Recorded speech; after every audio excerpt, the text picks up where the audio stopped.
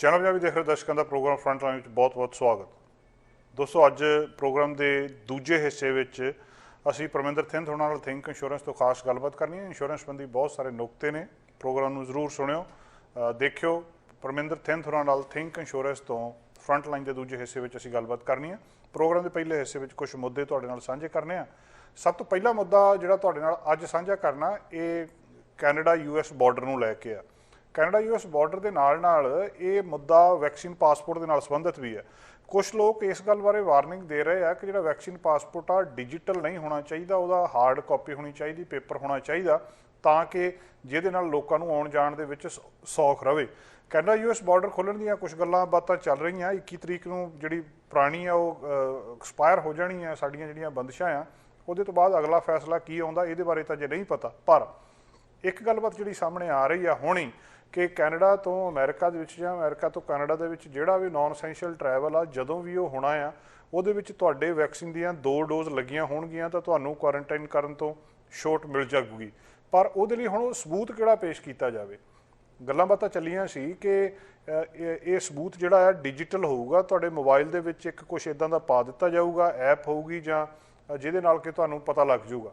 ਪਰ ਉਹਦੇ ਉੱਤੇ ਹੁਣ ਕਾਫੀ ਜਿਹੜਾ ਰੌਲਾ ਗੋਲਾ ਪੈ ਰਿਹਾ। ਮਿਨਿਸਟਰ ਆਫ ਇੰਟਰ ਗਵਰਨਮੈਂਟਲ ਅਫੇਅਰਸ ਜਿਹੜੇ ਹੈਗੇ ਆ ਡੋਮਿਨਿਕ ਲਬਾਂਕ, ਉਹਨਾਂ ਨੇ ਮੰਗਲਵਾਰ ਨੂੰ ਗੱਲਬਾਤ ਕਹੀ ਆ ਕਿ ਫੈਡਰਲ ਗਵਰਨਮੈਂਟ ਵੱਖ-ਵੱਖ ਪ੍ਰੋਵਿੰਸਸ ਤੇ ਟੈਰੀਟਰੀਜ਼ ਦੇ ਨਾਲ ਗੱਲਬਾਤ ਕਰ ਰਹੇ ਆ ਇਸ ਪਾਸਪੋਰਟ ਵਾਲੇ ਮਾਮਲੇ ਦੇ ਵਿੱਚ, ਪ੍ਰੂਫ ਆਫ ਵੈਕਸੀਨੇਸ਼ਨ ਦੇ ਮਾਮਲੇ ਦੇ ਵਿੱਚ।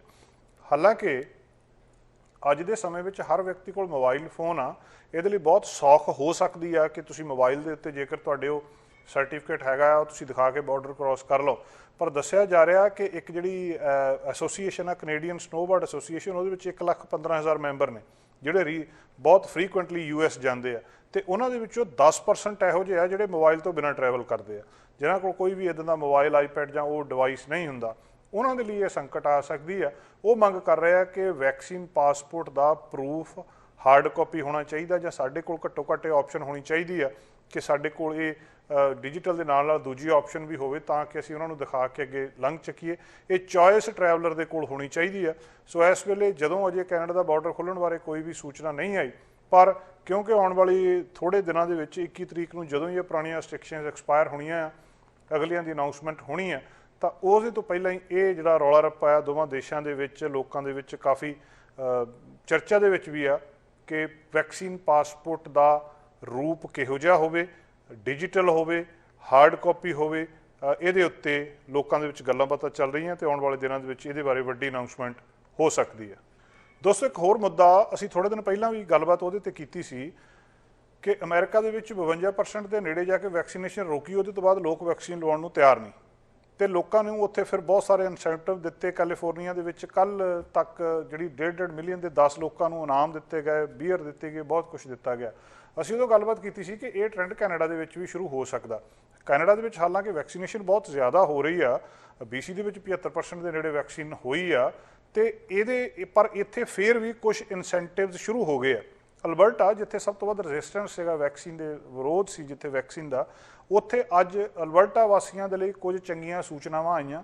ਅਲਬਰਟਾ ਦੇ ਵਿੱਚ ਹੁਣ ਤੱਕ 69.4% ਲੋਕਾਂ ਨੂੰ 12 ਸਾਲ ਤੋਂ ਉੱਪਰ ਇੱਕ ਡੋਜ਼ ਮਿਲ ਚੁੱਕੀ ਹੈ ਵੈਕਸੀਨ ਦੀ, ਅਤੇ 22% ਨੂੰ ਦੋਵੇਂ ਡੋਜ਼ਸ ਮਿਲ ਚੁੱਕੀਆਂ।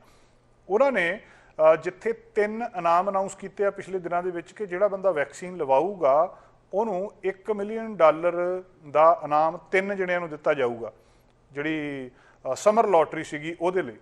ਉਹਦੇ ਵਿੱਚ ਹੀ ਹੁਣ ਹੋਰ ਐਡੀਸ਼ਨ ਕੀਤੀ ਆ ਥੋੜ੍ਹਾ ਚਿਰ ਪਹਿਲਾਂ ਸਾਡੇ ਕੋਲ। ਅੱਜ ਜਦੋਂ ਅਸੀਂ ਤੁਹਾਡੇ ਨਾਲ ਇਹ ਗੱਲਬਾਤ ਕਰ ਰਹੇ ਹਾਂ ਤਾਂ ਉਸ ਵੇਲੇ ਥੋੜ੍ਹਾ ਸਮਾਂ ਪਹਿਲਾਂ ਇਹ ਸੂਚਨਾ ਜਿਹੜੀ ਅਖਬਾਰਾਂ ਦੀਆਂ ਸੁਰਖੀਆਂ ਦੇ ਵਿੱਚ ਆਈ ਆ ਕਿ 40 ਟਰੈਵਲ ਰਿਲੇਟਡ ਉਹਨਾਂ ਨੇ ਇਨਾਮ ਦਿੱਤੇ ਆ, ਜਿਨ੍ਹਾਂ ਦੇ ਵਿੱਚ ਕਿ ਵੈਸਟਜੈਟ ਅਤੇ ਏਅਰ ਕੈਨੇਡਾ ਦੇ ਨਾਲ ਸੰਬੰਧਿਤ ਕੁਛ ਇਨਾਮ ਹੈਗੇ ਆ, ਜਿਹਦੇ ਵਿੱਚ ਤੁਹਾਡਾ ਜਾਣਾ, ਆਉਣਾ, ਰਹਿਣਾ, ਹੋਟਲਸ, ਬਹੁਤ ਕੁਛ ਜਿਹੜੀਆਂ ਇਹਦੇ ਵਿੱਚ ਚੀਜ਼ਾਂ ਉਹਨਾਂ ਨੇ ਇਨਕਲੂਡ ਕੀਤੀਆਂ ਆ।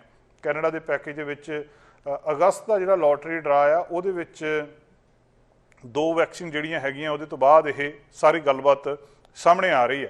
ਹੁਣ ਇਹ ਕਿਹੜੇ ਇਨਾਮ ਨੇ ਕਿ 40 ਜਿਹੜੇ ਇਹਨਾਂ ਨੇ ਇਨਸੈਂਟਿਵ ਦਿੱਤੇ ਆ, ਪੈਕੇਜ ਦਿੱਤੇ ਆ, ਉਹਦੇ ਵਿੱਚ ਜਿਹੜੇ ਵੈਸਟਜੈਟ ਦੇ ਨਾਲ ਪ੍ਰਾਈਜ਼ਸ ਨੇ ਕਿ ਇੱਕ ਵੈਸਟਜੈਟ ਵਕੇਸ਼ਨ ਪੈਕੇਜ ਦਿੱਤਾ ਜਾਊਗਾ 2 ਜਣਿਆਂ ਨੂੰ, ਜਿਹੜੀ ਕੈਨਕੂਨ ਦਾ ਉੱਥੇ ਜਾ ਕੇ ਰਹਿਣਾ, ਆਲ ਇਨਕਲੂਸਿਵ ਜਿਹੜਾ ਪੈਕੇਜ ਆ 7 ਰਾਤਾਂ ਦਾ ऑल इंक्लूसिव स्टे कैनकुन दे विच मैक्सीको दे विच जाके तुहाडा वैस्ट जैट का एक पैकेज ये दिता जा रहा जिहड़ा कि 2 जणियां दा ये पैकेज आ। इस तरह ही एक होर वाउचर दिता जाऊगा 2 जणियां नूं जिहदे विच कि राउंड दा ट्रिप होऊगा, बिजनस क्लास होऊगी, एनीवेयर किते भी जिथे वैस्ट जैट का नैटवर्क काम करता है, भाव जिथे जिथे जी वैस्ट जैट की फ्लाइट जाती है उत्थे उत्थे 2 जने बिजनस क्लास के ट्रैवल कर सकते हैं, राउंड ट्रिप जा सकते हैं तो आ सकते हैं। 10 वाउचर अल्बर्टा दे विच वैक्सीन लवाउण वाले लक्की विनरस नूं दिते जाने आ, जिन्हां दे विच 2 जने राउंड दा ट्रिप इकोनॉमी क्लास दे विच कैनेडा दे विच किते भी ट्रैवल कर सकते हैं। इस तरह ही गिव अवे होने आ 1500 वैस्ट जैट डॉलर्स ते 5 गिव अवे होने आ वैस्ट जैट रिवार्ड्स जिहड़े कि गोल्ड स्टेटस दे ने। इस तरह एयर कैनेडा के नाल अल्बर्टा दे विच कुछ प्राइस जिहड़े इनाम आ वो दसे गए आ। मकसद इक्को ही आ कि लोग ज़्यादा तो ज़्यादा वैक्सीन लवाउण।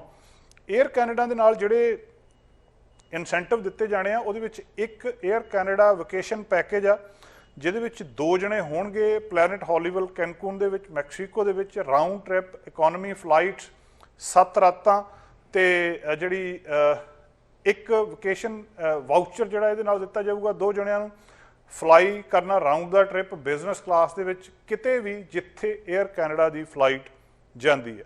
10 वाउचर होर दिते जाणगे 2 जणियां नूं जिहदे विच राउंड दा ट्रिप इकोनॉमी क्लास तुसीं कैनेडा दे विच किते भी जा सकते हैं। 3 गिव अवे दिते जाणगे 1 लाख जिहड़े एयरप्लेन बोनस पॉइंट दे ते 5 गिव अवे दिते जाणगे 50,000 दे जिहड़े एयरप्लेन बोनस पॉइंट्स दे।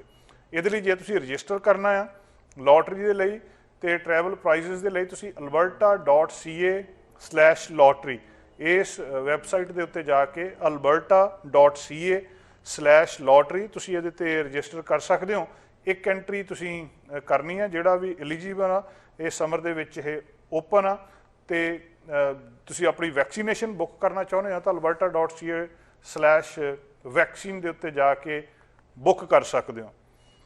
जेसन कैनी प्रीमियर खास तौर पर चाहते हैं कि जिन्नी जल्दी हो सकता अल्बर्टा दे विच वैक्सीनेशन हो जाए। आने वाले दिनों के बहुत वड्डे ईवेंट अल्बर्टा दे विच आने आ, ये उदों जे उदों तक वैक्सीनेशन पूरी हो जाती है तो ही उन्होंने लिए खोलिया जा सकता सारा कुछ। सो एक काल भी आ कि जिन्नी जल्दी हो सकता वैक्सीनेशन होवे उन्नी जल्दी रिस्ट्रिक्शनस चक्कियां जाण। अल्बर्टा दे विच जिहड़े एक वड्डा वर्ग आ वो इन्हां सारियां रिस्ट्रिक्शनस दे शुरू तो बहुत खिलाफ आ। उल्टा वो चाहते सी कि लॉकडाउन ना किया जाए, ये कोविड नूं लैके इकोनॉमी नूं ना मारिया जाए। सो किसी ना किसी तरह उन्होंने लोगों के लिए भी खास तौर के उत्ते यतन है, भावें कि वैक्सीनेशन का प्रोग्राम इस तरह अमेरिका वांगू नहीं है कि घट आ ढिले चल रहे आ, पर फिर भी सरकार चाहती है कि जल्दी तो जल्दी लोग वैक्सीनेशन कराउण, रिस्ट्रिक्शन चक्कियां जाण, खुला मिलण ते लोग खुश होण। दोस्तों अगला एक मुद्दा अज जिहड़ा तुहाडे नाल साझा करना वो प्राइम मिनिस्टर जस्टिन ट्रूडो बारे आ। प्राइम मिनिस्टर जस्टिन ट्रूडो वापस कैनेडा आ चुके हैं। वापस कैनेडा आके उन्होंने हुण उन्होंने अलाउ कर दिता कि वो चैकआउट कर सकते हैं। क्वारंटीन तो 12 घंटे के करीब वो होटल दे विच रहे आ। ट्रूडो के ऑफिस तो जिहड़ी सूचना आ रही है कि उन्हों का कोविड टैसट नैगेटिव आया बुधवार सवेरे, तो हुण उन्होंने कहा गया कि वो जिहड़ा ऑटवा का वो होटल आ उहदे विचों बाहर आ सकते हैं। उन्होंने नाल जिन्नी डेलीगेशन गई सी यूरोप दे विच वो सारी वापस आई है। उन्होंने सारिਆਂ ਨੂੰ 7 वजे टैसट किया गया सी ते उहदे तो बाद उन्हों दा जदों टैसट रिजल्ट नैगेटिव आया तो अगले दिन सवेरे 8 वजे उन्होंने उहदे तो बाहर जाण दी आग्या दे दित्ती गई है। ये जिहड़े हैगे उन्होंने होटल के कमरिਆਂ ਦੇ ਵਿੱਚ ਹੀ ਸਾਰਿਆਂ ਨੂੰ अपने अपने ਦੇ ਵਿੱਚ ਰਹਿਣ ਦੇ ਲਈ ਕਿਹਾ ਗਿਆ ਸੀ कि जिन्ना चिर उन्हों का रिजल्ट नैगेटिव नहीं आता। लंच बॉक्सिस उन्होंने जो अराइवल के उत्ते उन्होंने फड़ा दिते गए सी, जिहड़े बॉक्स ब्रेकफास्ट सी सारा कुछ उन्होंने पहुँचा दिता गया। तुहानूं पता है कि वो पिछले थर्सडे तो ट्यूसडे तक समिट्स के विच पार्टिसिपेट करने के लिए G7 नाटो तो यूरोपीयन लीडर्स के नाल मिलण दे लई गए सी, तो उत्थों वापस आए आ। ये गलबात इस वेले उस वेले भी बहुत मायने रखती है कि होटल्स के विच क्वारंटीन करन नूं लैके इस पॉलिसी नूं लैके बहुत सारा क्रिटिसिज्म हो रहा सी। और हुण जदों देश के प्रधानमंत्री वापस आए तो उन्होंने भी उस तरीके दे नाल क्वारंटीन करना पिया। हालांकि कई तरह किहड़े होटल दे विचों ठहरे इहदे उत्ते भी सवाल उठा रही हैं, पर होटल दे विच गए आ, उत्थे जिन्ना चिर उन्हों का रिजल्ट नैगेटिव नहीं आया उन्ना चिर उन्होंने स्टे की है। तो बाद उन्होंने अलाउ कर दिता कि हुण तुसीं घर जाके क्वारंटीन कर सकते हो। 7 दिन बाद फिर उन्हों कोविड टैसट होना है तो फिर 14 दिन बाद उन्होंने बाहर बाकियां वांगू आउण दी आग्या ਦੇ ਦਿੱਤੀ ਜਾਊਗੀ। ਸੋ ਉਹਨਾਂ ਦੇ ਦਫ਼ਤਰ ਦੇ ਵਿੱਚੋਂ ਇਹ ਜਿਹੜੀ ਸੂਚਨਾ ਆਈ ਹੈ ਕਿ ਪਬਲਿਕ ਹੈਲਥ ਰੂਲਸ ਜਿਹੜਾ ਵੀ ਕੈਨੇਡੀਅਨ ਵਾਪਸ ਆਉਂਦਾ ਫੋਲੋ ਕਰਦਾ, ਉਹ ਸਾਰੇ ਪ੍ਰਧਾਨ ਮੰਤਰੀ ਤੇ ਜਿੰਨੇ ਉਹਨਾਂ ਦੇ ਨਾਲ ਅਫੀਸ਼ੀਅਲ ਗਏ ਸੀ, ਜਿੰਨੇ ਜਰਨਲਿਸਟ ਗਏ ਸੀ, ਉਹਨਾਂ ਸਾਰਿਆਂ ਨੇ ਫੋਲੋ ਕੀਤੇ। ਔਰ ਰੂਲਸ ਤੁਹਾਨੂੰ ਸਾਰਿਆਂ ਨੂੰ ਪਤਾ ਆ ਕਿ 14 ਦਿਨ ਦਾ ਕੁਆਰੰਟੀਨ ਤੇ ਉਹਦੇ ਤੋਂ ਬਾਅਦ ਕੋਵਿਡ-19 ਟੈਸਟ, ਹੋਟਲ ਦੇ ਵਿੱਚ ਰਹਿਣਾ ਆਉਂਦੇ ਸਮੇਂ, ਜਿਹੜਾ ਕਿ ਲਿਬਰਲ ਸਰਕਾਰ ਨੇ ਇੱਕ ਫੈਸਲਾ ਲਿਆ ਸੀ ਔਰ ਕਾਫੀ ਸਮੇਂ ਤੋਂ ਇਹਦੀ ਆਲੋਚਨਾ ਹੁੰਦੀ ਰਹੀ ਕਿ ਇਹ ਬੰਦ ਹੋਣਾ ਚਾਹੀਦਾ। ਪਿੱਛੇ ਜਿਹੇ ਦਾ ਫਾਈਨ ਵੀ ਵਧਾਇਆ ਗਿਆ ਸੀ। ਉਸੇ ਪਾਲਿਸੀ, ਉਸੇ ਕਾਨੂੰਨ, ਉਸੇ ਜਿਹੜੇ ਰਿਸਟ੍ਰਿਕਸ਼ਨ ਸੀਗੀਆਂ, ਉਹਦੇ ਥਰੂ ਕੈਨੇਡਾ ਦੇ ਪ੍ਰਧਾਨ ਮੰਤਰੀ ਨੂੰ ਵੀ ਲੰਘਣਾ ਪਿਆ ਤੇ ਉਹ ਹੁਣ ਟੈਸਟ ਰਿਜ਼ਲਟ ਨੈਗੇਟਿਵ ਆਉਣ ਤੋਂ ਬਾਅਦ ਆਪਣੇ ਹੋਟਲ ਦੇ ਵਿੱਚੋਂ ਬਾਹਰ ਆ ਚੁੱਕੇ ਆ। ਤੇ ਇਸ ਗੱਲਬਾਤ ਦੀ ਖਾਸ ਤੌਰ ਦੇ ਉੱਤੇ ਚਰਚਾ ਹੋ ਰਹੀ ਆ ਕਿ ਜਿਹੜਾ ਰੂਲ ਤੋੜਨ ਦੀ ਗੱਲਬਾਤ ਕੀਤੀ ਜਾਂਦੀ ਸੀ ਕਿ ਇਹਨੂੰ ਬੰਦ ਕਰ ਦੇਣਾ ਚਾਹੀਦਾ, ਇਹਦਾ ਫਾਇਦਾ ਕੋਈ ਨਹੀਂ, ਸਾਇੰਟੀਫਿਕਲੀ ਇਹਦਾ ਕੋਈ ਬੇਸ ਨਹੀਂ ਹੈ ਹੋਟਲ ਦੇ ਵਿੱਚ ਰਹਿਣ ਦਾ। ਪਰ ਇੱਕ ਦੇਸ਼ ਦੇ ਪ੍ਰਧਾਨ ਮੰਤਰੀ ਹੋਣ ਦੇ ਨਾਤੇ ਜਦੋਂ ਕਿ ਉਹ ਇਹ ਖੁੱਲ੍ਹ ਲੈ ਸਕਦੇ ਸੀ, ਕੋਈ ਕਿਸੇ ਤਰੀਕੇ ਨਾਲ ਉਹਨਾਂ ਨੂੰ ਖੁੱਲ੍ਹ ਦਿੱਤੀ ਜਾ ਸਕਦੀ ਸੀ, ਉਹਨਾਂ ਨੇ ਵੀ ਉਸੇ ਰੂਲ ਨੂੰ ਫੋਲੋ ਕੀਤਾ। ਅੱਜ ਅਖਬਾਰਾਂ ਦੇ ਵਿੱਚ ਇੱਕ ਹੋਰ ਮੁੱਦਾ ਬਹੁਤ ਚਰਚਾ ਦੇ ਵਿੱਚ ਰਿਹਾ। ਉਹ ਮੁੱਦਾ ਅਮਰੀਕੀ ਰਾਸ਼ਟਰਪਤੀ ਜੋ ਬਾਈਡਨ ਦਾ ਅਹੁਦਾ ਸੰਭਾਲਣ ਤੋਂ ਬਾਅਦ ਪਹਿਲੀ ਵਾਰ ਰੂਸ ਦੇ ਰਾਸ਼ਟਰਪਤੀ ਵਲਾਦੀਮੀਰ ਪੁਤਿਨ ਨਾਲ ਮੁਲਾਕਾਤ ਕਰਨਾ। ਇਹ ਗੱਲਬਾਤ ਸਵਿਟਜ਼ਰਲੈਂਡ ਦੇ ਜਨੇਵਾ ਸ਼ਹਿਰ ਦੇ ਕੇਂਦਰ ਦੇ ਵਿੱਚ ਜਿਹੜੀ ਜਗ੍ਹਾ ਨਿਰਧਾਰਿਤ ਕੀਤੀ ਗਈ ਸੀ, ਉਸ ਜਗ੍ਹਾ ਦੇ ਉੱਤੇ ਹੋਈ ਆ। ਔਰ ਇਹ ਜਗ੍ਹਾ ਨਾ ਸਿਰਫ ਇਤਿਹਾਸਿਕ ਆ, ਸਗੋਂ ਇਹ ਕੁਦਰਤ ਦੇ ਆਪਣਾ ਪੂਰਾ ਇੱਥੇ ਕੁਦਰਤ ਦੀ ਮਿਹਰਬਾਨੀ ਆ। ਇਹਦਾ ਨਾਂ ਵਿਲਾ ਲਾ ਗ੍ਰੈਂਜ ਇਹਦਾ ਨਾਂ ਆ, ਜਿਸ ਜਗ੍ਹਾ ਦੇ ਉੱਤੇ ਇਹ ਦੁਨੀਆ ਦੀਆਂ ਦੋ ਵੱਡੀਆਂ ਤਾਕਤਾਂ ਦੇ ਲੀਡਰ ਮਿਲੇ ਆ। ਜਿੱਥੇ ਇਹਨਾਂ ਦਾ ਮਿਲਣਾ, ਉਹਨਾਂ ਦੀ ਕੀ ਗੱਲਬਾਤ ਹੁੰਦੀ ਆ, ਇਹਦੇ ਅਰਥ ਕੀਤੇ ਜਾ ਰਹੇ ਆ। ਉੱਥੇ ਜਿਹੜੀ ਗੱਲਬਾਤ ਨਹੀਂ ਹੁੰਦੀ, ਉਹਦੇ ਵੀ ਅਰਥ ਜਿਹੜੇ ਮੀਡੀਆ ਦੇ ਵਿੱਚ ਕੱਢੇ ਜਾ ਰਹੇ ਆ। ਸੋ 17ਵੀਂ ਸਦੀ ਦੇ ਵਿੱਚ ਇਸ ਥਾਂ ਨੂੰ ਬਣਾਇਆ ਗਿਆ ਸੀ ਕਿਉਂਕਿ ਜਿੱਥੇ ਮਿਲ ਰਹੇ ਆ ਉਸ ਥਾਂ ਦੀ ਬਹੁਤ ਮਹੱਤਤਾ ਆ ਕਿ ਇੱਥੇ ਕਿਉਂ ਮਿਲ ਰਹੇ ਆ, ਇਸ ਗੱਲ ਦੀ ਇੰਪੋਰਟੈਂਸ ਕੀ ਆ। 17ਵੀਂ ਸਦੀ ਦੇ ਵਿੱਚ ਇਹਨੂੰ ਬਣਾਇਆ ਗਿਆ ਸੀ ਪੂਰੀ ਦੁਨੀਆ ਦੇ ਸੈਲਾਨੀਆਂ ਦਾ ਇੱਕ ਮਤਲਬ ਇਸ ਥਾਂ ਦੀ ਝਲਕ ਪਾਉਣ ਦੇ ਲਈ। ਸਵਿਟਜ਼ਰਲੈਂਡ ਜਨੇਵਾ ਦੇ ਵਿੱਚ ਇਸ ਥਾਂ ਦੇ ਲਈ ਤਰਸਦੇ ਆ। ਬੁੱਧਵਾਰ ਨੂੰ ਅਧਿਕਾਰੀਆਂ ਨੇ ਦੱਸਿਆ ਗਿਆ ਸੀ ਕਿ ਇੱਥੇ ਪੁਤਿਨ ਤੇ ਬਾਈਡਨ ਜਿਹੜੇ ਆ ਉਹਨਾਂ ਨੇ ਮਿਲਣਾ ਆ। ਸਵਿਸ ਪੁਲਿਸ ਸੈਨਾ ਪੂਰੀ ਉੱਥੇ ਲਾਈ ਗਈ ਸੀ, ਉਹਨਾਂ ਨੇ ਆਪਣੇ ਕਬਜ਼ੇ 'ਚ ਲੈ ਗਿਆ ਸੀ। ਵੱਡੇ ਵੱਡੇ ਪਾਰਕ ਆ ਉੱਥੇ, ਅਕਸਰ ਇੱਥੇ ਲੋਕ ਆਉਂਦੇ ਆ। ਇਹਨੂੰ ਆਮ ਲੋਕਾਂ ਦੇ ਲਈ ਬੰਦ ਕਰ ਦਿੱਤਾ ਗਿਆ ਸੀ।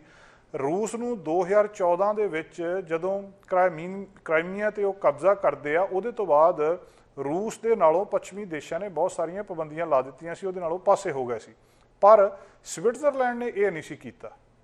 ਅਲਪਾਈਨ ਰੇਂਜ ਨਾਲ ਘਿਰੇ ਇਸ ਦੇਸ਼ ਦੇ ਵਿੱਚ ਰੂਸ ਤੇ ਅਮਰੀਕਾ ਦੋਵਾਂ ਨਾਲ ਨੇੜਲੇ ਸੰਬੰਧ ਰਹੇ ਆ। ਇਸੇ ਕਰਕੇ ਇਹ ਜਗ੍ਹਾ ਖਾਸ ਮਹੱਤਤਾ ਰੱਖਦੀ ਆ। ਜਿਹੜੀ ਥਾਂ, ਜਿਹੜਾ ਦੇਸ਼, ਜਿਹੜਾ ਸ਼ਹਿਰ ਰੂਸ ਦੇ ਵੀ ਨੇੜੇ ਆ ਤੇ ਅਮਰੀਕਾ ਦੇ ਨਾਲ ਵੀ ਉਹਦੇ ਚੰਗੇ ਸੰਬੰਧ ਆ। 1985 ਦੇ ਵਿੱਚ ਜਦੋਂ ਸ਼ਾਂਤ ਯੁੱਧ ਦਾ ਦੌਰ ਸੀਗਾ, ਉਸ ਵੇਲੇ ਅਮਰੀਕਾ ਦਾ ਰੂਸ ਆਪਸ ਵਿੱਚ ਯੁੱਧ ਵੱਲ ਵੱਧ ਰਹੇ ਸੀ। ਦੁਨੀਆ ਨੂੰ ਤਬਾਹੀ ਤੋਂ ਬਚਾਉਣ ਦੇ ਲਈ US ਦੇ ਰਾਸ਼ਟਰਪਤੀ ਰੋਨਾਲਡ ਰੀਗਨ ਵੱਲੋਂ ਜਿਹੜੇ ਉਸ ਵੇਲੇ ਦਾ ਅਣਵੰਡਿਆ ਸੋਵੀਅਤ ਯੂਨੀਅਨ ਸੀ, ਉੱਥੋਂ ਦੇ ਪ੍ਰਧਾਨ ਮਿਖਾਇਲ ਗੋਰਬਾਚੋਵ ਦੇ ਨਾਲ ਇਸੇ ਜਨੇਵਾ ਸ਼ਹਿਰ ਦੇ ਵਿੱਚ ਇਹਨਾਂ ਮੈਦਾਨਾਂ ਦੇ ਵਿੱਚ ਮੁਲਾਕਾਤ ਕੀਤੀ ਗਈ ਸੀ। ਪਰਮਾਣੂ ਹਥਿਆਰਾਂ ਨੂੰ ਘਟਾਉਣ ਲਈ ਪਹਿਲੀ ਵਾਰ ਇਸੇ ਥਾਂ ਦੇ ਉੱਤੇ ਸਹਿਮਤੀ ਹੋਈ ਸੀ। ਸਾਲ 2009 ਦੇ ਵਿੱਚ ਅਮਰੀਕਾ ਦੀ ਵਿਦੇਸ਼ ਮੰਤਰੀ ਹਿਲੇਰੀ ਕਲਿੰਟਨ ਤੇ ਰੂਸ ਦੇ ਵਿਦੇਸ਼ ਮੰਤਰੀ ਸਰਗੋਈ ਲੈਵਰਵ ਨੇ ਵੀ ਇਸੇ ਸ਼ਹਿਰ ਦੇ ਵਿੱਚ ਗੱਲਬਾਤ ਕੀਤੀ ਸੀ। ਸੋ ਹੁਣ ਫਿਰ ਵਲਾਦੀਮੀਰ ਪੁਤਿਨ ਦੇ ਨਾਲ ਜਿਹੜੇ ਕਿ ਸਾਲ ਭਰ ਦੇਸ਼ ਚੋਂ ਬਾਹਰ ਨਹੀਂ ਨਿਕਲੇ, ਜੋ ਬਾਈਡਨ ਦੀ ਮੁਲਾਕਾਤ ਕਾਫੀ ਮਹੱਤਵਪੂਰਨ ਰੱਖਦੀ ਹੈ। ਤੇ ਇਹ ਥਾਂ ਦਾ ਆਪਣੇ ਆਪ ਦੇ ਵਿੱਚ ਬਹੁਤ ਵੱਡਾ ਜਿਹੜਾ ਇੱਕ ਮਹੱਤਵ ਆ। ਉਸ ਵੇਲੇ ਜਦੋਂ 2009 ਦੇ ਵਿੱਚ ਹਿਲੇਰੀ ਕਲਿੰਟਨ ਦੀ ਮੁਲਾਕਾਤ ਹੋਈ ਸੀ ਲੈਵਰਵ ਦੇ ਨਾਲ, ਉਹਦੇ ਤੋਂ ਪਹਿਲਾਂ ਇੱਕ ਉਹਨਾਂ ਨੂੰ ਡੱਬਾ ਤੋਹਫਾ ਦਿੱਤਾ ਗਿਆ ਸੀ ਜਿਹਦੇ ਵਿੱਚ ਇਹ ਕਿਹਾ ਗਿਆ ਸੀ ਕਿ ਚਲੋ ਹੁਣ ਫੇਰ ਤੋਂ ਸ਼ੁਰੂ ਕਰਦੇ ਹਾਂ। ਹਾਲਾਂਕਿ ਜਿਹੜਾ ਰੂਸ ਦਾ ਪ੍ਰਤੀਕਰਮ ਸੀ ਉਹ ਜ਼ਿਆਦਾ ਉਸ ਤਰ੍ਹਾਂ ਦਾ ਨਹੀਂ ਸੀ, ਪਰ ਦੋਹਾਂ ਦੇਸ਼ਾਂ ਵਿੱਚ ਫਿਰ ਵੀ ਕਾਫੀ ਤਣਾਅ ਘੱਟ ਹੋਇਆ ਸੀ। ਸੋ ਪਹਿਲਾ ਜਦੋਂ ਜਨੇਵਾ ਸੰਮੇਲਨ ਹੁੰਦਾ ਇਸ ਥਾਂ ਦੇ ਉੱਤੇ, ਉੱਥੇ ਵੀ 1969 ਦੇ ਵਿੱਚ ਇੱਥੇ ਜਿਹੜੇ ਬੜੇ ਇੱਕ ਪੌਪ ਪੌਲ ਵੀ ਇੱਥੇ ਉਸ ਵੇਲੇ ਪਹੁੰਚੇ ਸੀ। 70,000 ਲੋਕਾਂ ਨੂੰ ਇਸੇ ਥਾਂ ਦੇ ਉੱਤੇ ਉਹਨਾਂ ਨੇ ਸੰਬੋਧਨ ਕੀਤਾ ਸੀ ਤੇ ਇਸ ਥਾਂ ਬਾਰੇ ਖਾਸ ਤੌਰ ਤੇ ਕਿਹਾ ਸੀ ਕਿ ਕੁਦਰਤ ਨੂੰ ਸੁਣੋ, ਇਹਨੂੰ ਪਿਆਰ ਕਰੋ ਤੇ ਇਹਦੇ ਨਾਲ ਸਦਭਾਵਨਾ ਨਾਲ ਰਹਿਣ ਦੀ ਸਿੱਖਿਆ ਉਹਨਾਂ ਨੇ ਦਿੱਤੀ ਸੀ। 18ਵੀਂ ਸਦੀ ਦੀ ਬਣੀ ਇਹ 3 ਮੰਜ਼ਲਾ ਵਿਲਾ ਇਤਿਹਾਸਿਕ ਵਸਤੂ ਕਲਾ ਦੀ ਇੱਕ ਦਿਲਕਸ਼ ਉਦਾਹਰਣ ਆ। ਇਹਦੇ ਖੱਬੇ ਪਾਸੇ ਜਿਹੜੀ ਜਨੇਵਾ ਨਹਿਰ ਵਗਦੀ ਆ, ਆਲੇ ਦੁਆਲੇ ਦਰਖਤ ਰੈਡਵੁੱਡ ਮਤਲਬ ਬਹੁਤ ਸੋਹਣੇ ਨੇ। ਇੱਥੇ ਬਹੁਤ ਕਿਸਮ ਦੇ ਫੁੱਲ ਬੂਟੇ ਲੱਗੇ ਨੇ। ਸੋ ਹੁਣ ਇਸ ਸੁੰਦਰ ਥਾਂ ਦੇ ਉੱਤੇ ਜਿਹੜੀਆਂ ਗੱਲਾਂ ਬਾਤਾਂ ਸਾਹਮਣੇ ਆਈਆਂ ਉਹ ਵੀ ਕਾਫੀ ਸੁੰਦਰ ਆ। ਦੱਸਦੇ ਆ ਕਿ ਦੋਵਾਂ ਦੇਸ਼ਾਂ ਦੇ ਪ੍ਰਧਾਨ ਆਪਸ ਦੇ ਵਿੱਚ ਗੱਲਬਾਤ ਕਰਦੇ ਬਹੁਤ ਸਾਰੀਆਂ ਗੱਲਾਂ ਦੇ ਉੱਤੇ ਸਹਿਮਤ ਹੋਏ ਆ। ਰਸ਼ੀਅਨ ਪ੍ਰੈਜ਼ੀਡੈਂਟ ਵਲਾਦੀਮੀਰ ਪੁਤਿਨ ਨੇ ਇਹ ਗੱਲ ਕਹੀ ਤੇ ਪ੍ਰੈਜ਼ੀਡੈਂਟ ਜੋ ਬਾਈਡਨ ਨੇ, ਦੋਵਾਂ ਨੇ ਗੱਲ ਕਹੀ ਹੈ ਕਿ ਸਾਡੀ ਇਹ ਜਿਹੜੀ ਮੀਟਿੰਗ ਆ ਇਹ ਕਾਫੀ ਕੰਸਟਰਕਟਿਵ ਰਹੀ ਆ। ਇਹਦੇ ਵਿੱਚ ਜਿਹੜੀਆਂ ਗੱਲਾਂ ਦੇ ਉੱਤੇ ਥੋੜ੍ਹਾ ਜਿਹਾ ਵਿਵਾਦ ਲੱਗਦਾ ਸੀ, ਨੈਗੋਸ਼ੀਏਸ਼ਨ ਲੱਗਦੀ ਸੀ, ਉਹ ਵੀ ਜਿੰਨਾ ਐਕਸਪੈਕਟਡ ਸੀਗਾ ਉਹ ਵੀ ਨਹੀਂ ਹੋਇਆ। ਦੋ ਦੇਸ਼ਾਂ ਨੇ ਨਿਊਕਲੀਅਰ ਵੈਪਨਸ ਦੇ ਉੱਤੇ ਗੱਲਬਾਤ ਕੀਤੀ ਆ। ਉੱਥੇ ਕੋਈ ਵੀ ਮਤਲਬ ਵਿੱਚ ਵਿਚਾਲੇ ਰੁਕਣ ਦੀ ਗੱਲ ਨਹੀਂ ਸੀ। ਜਿੰਨੇ ਚਿਰ ਦੇ ਵਿੱਚ ਮੀਟਿੰਗ ਖਤਮ ਹੋਣੀ ਸੀ, 4 ਤੋਂ 5 ਘੰਟੇ ਸੋਚਦੇ ਸੀ ਕਿ ਇਸ ਮੀਟਿੰਗ ਦੇ ਉੱਤੇ ਲੱਗਣੇ ਆ, ਪਰ ਦੱਸ ਰਿਹਾ ਹੈ ਕਿ 3 ਘੰਟਿਆਂ ਦੇ ਵਿੱਚ ਹੀ ਇਹ ਮੀਟਿੰਗ ਖਤਮ ਹੋ ਗਈ ਹੈ ਤੇ ਬੜੇ ਪੋਜ਼ਿਟਿਵ ਤਰੀਕੇ ਦੇ ਨਾਲ ਇਹ ਮੀਟਿੰਗ ਖਤਮ ਹੋਈ ਆ, ਜਿਹਦਾ ਨਾ ਸਿਰਫ ਰੂਸ ਤੇ ਅਮਰੀਕਾ ਨੂੰ ਫਰਕ ਪੈਣਾ, ਇਹਨਾਂ ਦੋਵਾਂ ਦੇਸ਼ਾਂ ਦੇ ਉੱਤੇ ਫਰਕ ਪੈਣਾ, ਕਿਉਂਕਿ ਦੁਨੀਆ ਦੀਆਂ ਦੋ ਵੱਡੀਆਂ ਤਾਕਤਾਂ ਆਪਸ ਦੇ ਵਿੱਚ ਗੱਲਬਾਤ ਕਰ ਰਹੀਆਂ। ਇਹਦਾ ਫਰਕ ਪੂਰੀ ਦੁਨੀਆ ਨੂੰ ਆਉਣ ਵਾਲੇ ਸਮੇਂ ਦੇ ਵਿੱਚ ਪੈ ਰਹੀ ਹੈ। ਕੁਝ ਅਖਬਾਰਾਂ ਨੇ ਲਿਖਿਆ ਕਿ ਡੈਮੋਕ੍ਰੇਸੀ ਦੀ ਜਿੱਤ ਆ ਇਸ ਪੁਆਇੰਟ ਦੇ ਉੱਤੇ ਕਿ ਇੱਕ ਡੈਮੋਕ੍ਰੈਟਿਕ ਸੈਟਅਪ ਨੂੰ ਜਿਹੜੀ ਹਾਂ ਪੱਖੀ ਹੁੰਗਾਰਾ ਮਿਲਿਆ ਆ, ਤੇ ਅਲੈਕਸਲ ਨਵਲਾਤਨੀ ਦੀ ਗੱਲਬਾਤ ਜਿਹੜੀ ਰੂਸ ਦੇ ਵਿੱਚ ਲੀਡਰ ਆ, ਉਹਦੇ ਬਾਰੇ ਵੀ ਕੁਝ ਮੁੱਦੇ ਸਾਂਝੇ ਕੀਤੇ ਗਏ ਆ। ਇੱਥੇ ਰਾਸ਼ਟਰਪਤੀ ਅਮਰੀਕਾ ਦੇ ਰਾਸ਼ਟਰਪਤੀ ਜੋ ਬਾਈਡਨ ਨੇ ਇਹ ਵੀ ਕਲੀਅਰ ਕੀਤਾ ਕਿ ਜਿਹੜੇ ਹਿਊਮਨ ਰਾਈਟਸ ਦੇ ਮੁੱਦੇ ਆ, ਉਹਨਾਂ ਦੇ ਮੁੱਦੇ ਅਸੀਂ ਇਸੇ ਤਰ੍ਹਾਂ ਪਹਿਲਾਂ ਵਾਂਗ ਚੱਕਦੇ ਰਵਾਂਗੇ। ਦੋਸਤੋ, ਇੱਕ ਹੋਰ ਮੁੱਦਾ ਅੱਜ ਬਹੁਤ ਚਰਚਾ ਦੇ ਵਿੱਚ ਆ, ਕ੍ਰਿਸਟੀਨੀਆ ਰੋਨਾਲਡੋ ਦਾ ਮੁੱਦਾ। ਪੁਰਤਗਾਲ ਦੀ ਫੁੱਟਬਾਲ ਟੀਮ ਦਾ ਕਪਤਾਨ, ਉਹਦੇ ਇੱਕ 10 ਸੈਕਿੰਡ ਦੀ ਘਟਨਾ ਨੇ ਕੋਕਾ ਕੋਲਾ ਕੰਪਨੀ ਨੂੰ $4 ਬਿਲੀਅਨ ਦਾ ਘਾਟਾ ਪਾਇਆ। ਮੈਚ ਤੋਂ ਪਹਿਲਾਂ ਇੱਕ ਪ੍ਰੈਸ ਕਾਨਫਰੰਸ ਦੇ ਵਿੱਚ ਬੈਠਣ ਲੱਗੇ ਸੀ ਕ੍ਰਿਸਟੀਨੀਆ ਰੋਨਾਲਡੋ। ਕ੍ਰਿਸਟੀਨੋ ਰੋਨਾਲਡੋ ਜਦੋਂ ਬੈਠੇ ਆ, ਉਹਨਾਂ ਦੇ ਸਾਹਮਣੇ 2 ਬੋਤਲਾਂ, ਅਸਲ 'ਚ 3 ਬੋਤਲਾਂ ਉਹਨਾਂ ਦੇ ਸਾਹਮਣੇ ਪਈਆਂ, 2 ਕੋਕਾ ਕੋਲਾ ਦੀਆਂ ਤੇ 1 ਪਾਣੀ ਦੀਆਂ। ਰੋਨਾਲਡੋ ਨੇ ਉਹ 2 ਬੋਤਲਾਂ ਕੋਕ ਦੀਆਂ ਚੱਕੀਆਂ, ਚੱਕ ਕੇ ਪਾਸੇ ਰੱਖ ਦਿੱਤੀਆਂ, ਪਾਣੀ ਦੀ ਬੋਤਲ ਚੱਕੀ ਆਪਣੇ ਸੱਜੇ ਹੱਥ ਵਿੱਚ, ਤਾਂ ਉਹਨੂੰ ਉਛਾਲੀ ਤੇ ਨਾਲ ਉਹਨਾਂ ਨੇ ਕਿਹਾ ਐਕਵਾ, ਮਤਲਬ ਉਹਨਾਂ ਦੀ ਭਾਸ਼ਾ ਦੇ ਵਿੱਚ ਪਾਣੀ ਪੀਣ ਨੂੰ ਉਤਸ਼ਾਹਿਤ ਕੀਤਾ। ਹੁਣ ਇਸ ਘਟਨਾ ਦੇ ਨਾਲ ਜਿਹੜੇ ਲੋਕ ਬਹੁਤ ਹੈਲਥ ਕੌਨਸ਼ੀਅਸ ਨੇ ਜਾਂ ਉਹਨਾਂ ਦੇ ਫਾਲੋਅਰ ਬਹੁਤ ਨੇ, 300 ਮਿਲੀਅਨ ਇੰਸਟਾਗ੍ਰਾਮ ਦੇ ਉੱਤੇ ਰੋਨਾਲਡੋ ਦਾ ਫਾਲੋਅਰ ਆ, ਇਹਦੇ ਨਾਲ ਕੋਕਾ ਕੋਲਾ ਕੰਪਨੀ ਨੂੰ ਵੱਡਾ ਘਾਟਾ ਦੱਸਿਆ ਜਾ ਰਿਹਾ ਕਿ $4 ਬਿਲੀਅਨ ਦਾ ਘਾਟਾ ਉਹਨਾਂ ਦੀ ਜਿਹੜੀ ਵੈਲਿਊ ਸੀ, ਇੰਨੀ ਸਿਰਫ 10 ਸੈਕਿੰਡ ਦੀ ਗੱਲਬਾਤ ਦੇ ਨਾਲ ਘਟ ਗਈ। ਯੂਰਪੀਅਨ ਚੈਂਪੀਅਨਸ਼ਿਪ ਜਿਹੜੀ ਇਸ ਵੇਲੇ ਚੱਲ ਰਹੀ ਆ ਔਰ ਕੋਕਾ ਕੋਲਾ ਉਹਦਾ ਆਫੀਸ਼ੀਅਲ ਸਪਾਂਸਰ ਵੀ ਆ, ਬਾਵਜੂਦ ਇਸ ਗੱਲ ਦੇ ਉਹਨਾਂ ਨੇ ਪੁਰਤਗਾਲ ਦੇ ਇਸ ਕੈਪਟਨ ਨੇ, ਜਿਹੜਾ ਕਿ ਆਪਣੀ ਸਿਹਤ ਦੇ ਮਾਮਲੇ ਦੇ ਵਿੱਚ ਬਹੁਤ ਮੰਨਿਆ ਜਾਂਦਾ ਔਰ ਇੱਕ ਤਰ੍ਹਾਂ ਕਿਹਾ ਜਾਵੇ ਕਿ 36 ਸਾਲਾ ਪਲੇਅਰ ਦੁਨੀਆ ਦੇ ਵਿੱਚ, ਖੇਡਾਂ ਦੀ ਦੁਨੀਆ ਦੇ ਵਿੱਚ ਜਿਹੜੇ ਲੋਕ ਨੇ ਇਹਨੂੰ ਰੱਬ ਵਾਂਗ ਮੰਨਦੇ ਨੇ। ਬਹੁਤ ਵੱਡੇ ਇਹਦਾ ਨਾਂ ਦੁਨੀਆ ਦੇ ਕੁਝ ਪਲੇਅਰਾਂ ਦੇ ਵਿੱਚ ਰੋਨਾਲਡੋ ਦਾ ਨਾਂ ਆਉਂਦਾ ਆ।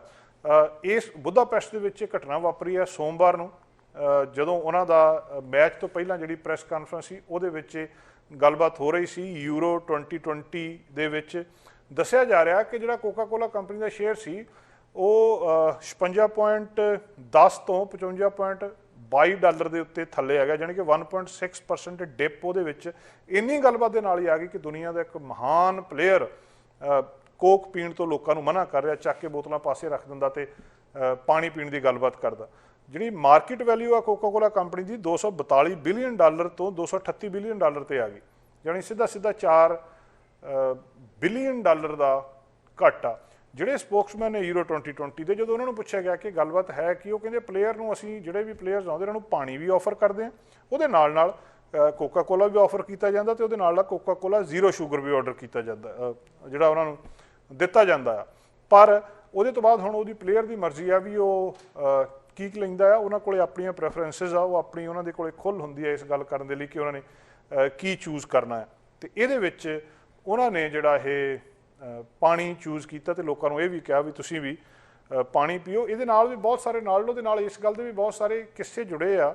ਪਹਿਲੇ ਵੇਲਿਆਂ ਦੇ ਵਿੱਚ ਜਦੋਂ ਕਹਿੰਦੇ ਰੋਨਾਲਡੋ ਰਿਆਨ ਗਿਗਜ਼ ਵਰਗੇ ਪਲੇਅਰਾਂ ਦੇ ਨਾਲ, ਉਹਨਾਂ ਦੇ ਨਾਲ ਡਰੈਸਿੰਗ ਰੂਮ ਸ਼ੇਅਰ ਕਰਦਾ ਹੁੰਦਾ ਸੀ। ਇੱਕ ਵਾਰੀ ਇਹ ਬ੍ਰੇਕਫਾਸਟ ਦੇ ਵਿੱਚ ਆਪਣੇ ਪਲੇਟ ਦੇ ਵਿੱਚ ਬ੍ਰੇਕਫਾਸਟ ਦੇ ਹੱਥ ਦੇ ਵਿੱਚ ਕੋਕ ਲੈ ਕੇ ਆ ਗਿਆ ਤਾਂ ਗਿਗਜ਼ ਨੇ ਇਹਨੂੰ ਧੱਕਾ ਮਾਰ ਕੇ ਕੰਧ ਨਾਲ ਮਾਰਿਆ ਸੀ ਤੇ ਕਿਹਾ ਸੀ ਵੀ ਅੱਜ ਇਹ ਤੂੰ ਪੀ ਰਿਹਾ, ਮੁੜ ਕੇ ਇਹ ਕੰਮ ਨਾ ਕਰੀ। ਤੇ ਉਹਦੇ ਤੋਂ ਬਾਅਦ ਰੋਨਾਲਡੋ ਨੇ ਕੋਲਡ ਡਰਿੰਕ ਨਹੀਂ ਪੀਤੀ ਤੇ ਨਾ ਹੀ ਉਹਦੇ ਕਹਿੰਦੇ ਫੂਡ ਦੇ ਵਿੱਚ ਸ਼ੂਗਰ ਹੁੰਦੀ ਆ। ਦੱਸਿਆ ਜਾਂਦਾ ਇਹ ਦੁਨੀਆ ਦੇ ਵਿੱਚ ਜਿਹੜੇ ਲੋਕ ਵੀ ਇਹਨਾਂ ਚੀਜ਼ਾਂ ਦਾ ਵਿਰੋਧ ਕਰਦੇ ਆ, ਉਹਨਾਂ ਦੇ ਵਿੱਚ ਇੱਕ ਬਹੁਤ ਖੁਸ਼ੀ ਦੀ ਲਹਿਰ, ਉਹਦੇ ਇਸ ਸਟੈਪ ਦੀ, ਉਹਦੇ ਇਸ ਕਦਮ ਦੀ ਬਹੁਤ ਸ਼ਲਾਘਾ ਕੀਤੀ ਜਾ ਰਹੀ ਆ। ਪਰ ਸਥਿਤੀਆਂ ਦੀ ਵਿਡੰਬਨਾ ਇਹ ਵੀ ਆ ਕਿ ਦੂਜੇ ਪਾਸੇ ਜਿਹੜੀਆਂ ਕੁਝ ਖਬਰਾਂ ਆ ਰਹੀਆਂ ਕਿ ਰੋਨਾਲਡੋ ਇਹ ਦੱਸਦਾ ਕਿ ਉਹਦਾ ਬੇਟਾ ਉਹਦੇ ਫੁੱਟ ਸਟੈਪ ਦੇ ਉੱਤੇ, ਜਦੋਂ ਉਹਨੂੰ ਪੁੱਛਿਆ ਗਿਆ ਕਿ ਉਹ ਉਹਦੇ ਫੁੱਟ ਸਟੈਪਸ ਦੇ ਉੱਤੇ ਚੱਲੂਗਾ, ਤੇ ਉਹ ਕਹਿੰਦਾ ਮੈਨੂੰ ਬਹੁਤ ਦੁੱਖ ਹੁੰਦਾ ਜਦੋਂ ਮੇਰਾ ਬੇਟਾ ਕੋਕ ਪੀਂਦਾ ਆ ਉਹ ਫੈਂਟਾ ਪੀਂਦਾ ਹੈ ਤੇ ਉਹਦੇ ਕੋਲ ਫਰਾਈਜ਼ ਹੁੰਦੀਆਂ ਤੇ ਚਿਪਸ ਹੁੰਦੇ ਆ, ਉਹ ਸਾਰੀਆਂ ਗੱਲਾਂ ਉਹ ਕਰ ਰਿਹਾ ਜਿਹੜੀਆਂ ਮੈਨੂੰ ਪਸੰਦ ਨਹੀਂ ਹੈ। ਪਰ ਉਹ ਸਿਰਫ ਰੋਨਾਲਡੋ ਦਾ ਟੇਬਲ ਤੇ ਬੈਠ ਕੇ ਕੋਕ ਦੀਆਂ ਬੋਤਲਾਂ ਵੱਲ ਦੇਖਣਾ, ਚੱਕ ਕੇ ਪਾਸੇ ਰੱਖ ਕੇ ਤੇ ਪਾਣੀ ਬੋਤਲ ਨੂੰ ਉੱਚਾ ਚੱਕਣਾ, 10 ਸੈਕਿੰਡ ਦੀ ਘਟਨਾ ਜਿਹਨੇ ਕੰਪਨੀ ਦੀ ਮਾਰਕੀਟ ਵੈਲਿਊ ਦੇ ਵਿੱਚ $4 ਬਿਲੀਅਨ ਦਾ ਘਾਟਾ ਲਿਆਂਦਾ। ਦੋਸਤੋ, ਪ੍ਰੋਗਰਾਮ ਦੇ ਅਗਲੇ ਹਿੱਸੇ ਵਿੱਚ ਅਸੀਂ ਗੱਲਬਾਤ ਕਰਦੇ ਹਾਂ ਪਰਮਿੰਦਰ ਥਿੰਦ ਹੋਣਾ ਨਾਲ ਥਿੰਕ ਇੰਸ਼ੋਰੈਂਸ ਤੋਂ ਇੰਸ਼ੋਰੈਂਸ ਸੰਬੰਧੀ ਬਹੁਤ ਮਹੱਤਵਪੂਰਨ ਗੱਲਾਂ। ਸਾਡਾ ਹਰ ਇੱਕ ਪ੍ਰੋਗਰਾਮ ਦੇਖਣ ਤੇ ਸਾਡੇ ਨਾਲ ਜੁੜਨ ਲਈ ਸਬਸਕ੍ਰਾਈਬ ਕਰੋ ਚੈਨਲ ਪੰਜਾਬੀ ਤੇ ਨੋਟੀਫਿਕੇਸ਼ਨ ਲਈ ਬੈਲ ਆਈਕਨ ਵਾਲੇ ਬਟਨ ਤੇ ਕਲਿੱਕ ਕਰੋ।